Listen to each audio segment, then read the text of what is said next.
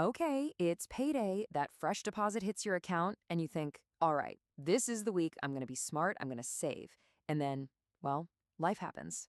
First thing Monday, boom, a $7 latte. You don't even think about it. It's just what you do. Then lunch rolls around. You didn't have time to pack one, right? So there goes another 14 bucks. Oh, and the classic Target run. You just needed like one thing, one $12 thing, but somehow you walk out of there $58 later. How does that always happen? Same deal with Amazon.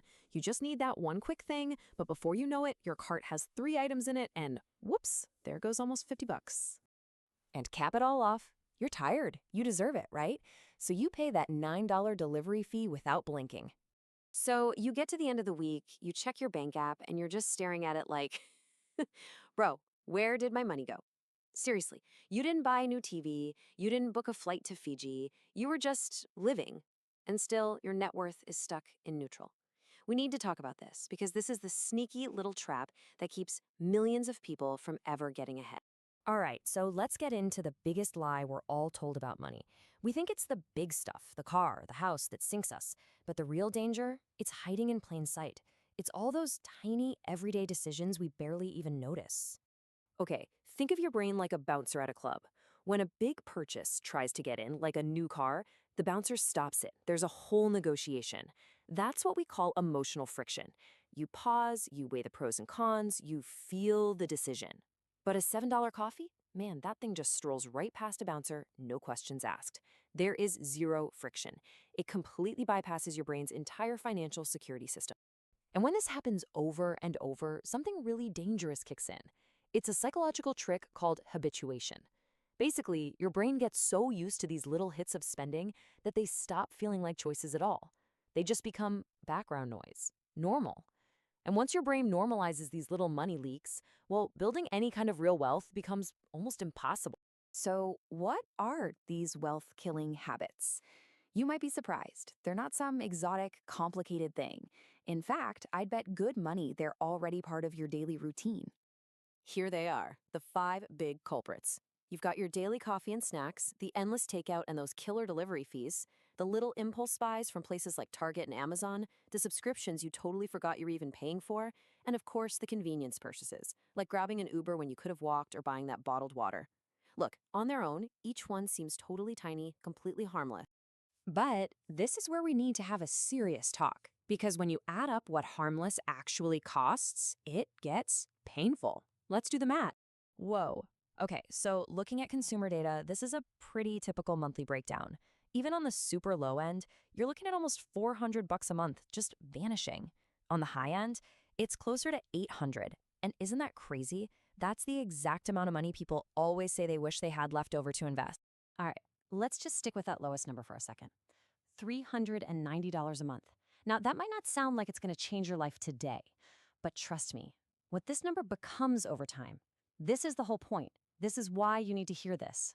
Check this out. If you took that 390 bucks a month, the bare minimum, and you invested it into something simple like an S&P 500 index fund and just let it ride, here's what happens. After 10 years, that's over 70 grand.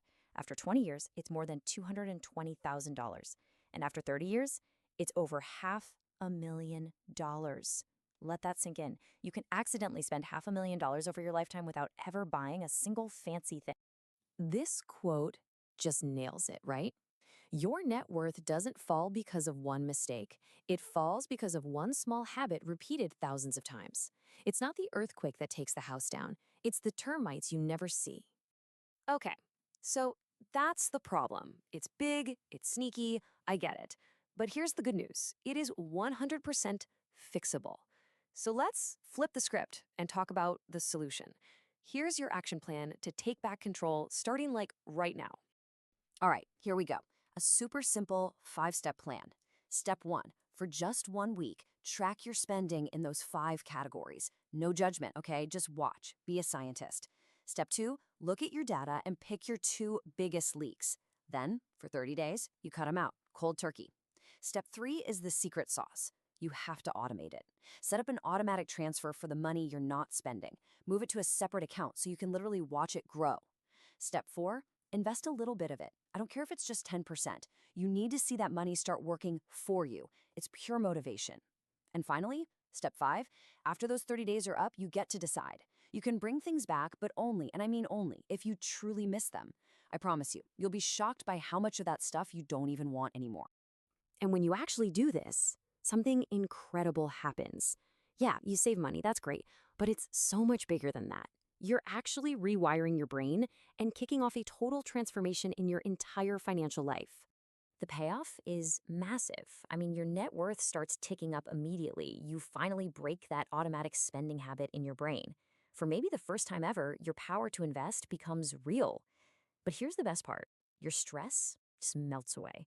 Your sense of control goes through the roof. And this is the real secret to everything. You start to feel wealthy long before the numbers get huge, because you'll realize that true wealth isn't just about having a pile of money, it's about being in control. So, I'm going to leave you with this one last question. Take another look at this list. Be totally honest with yourself right now.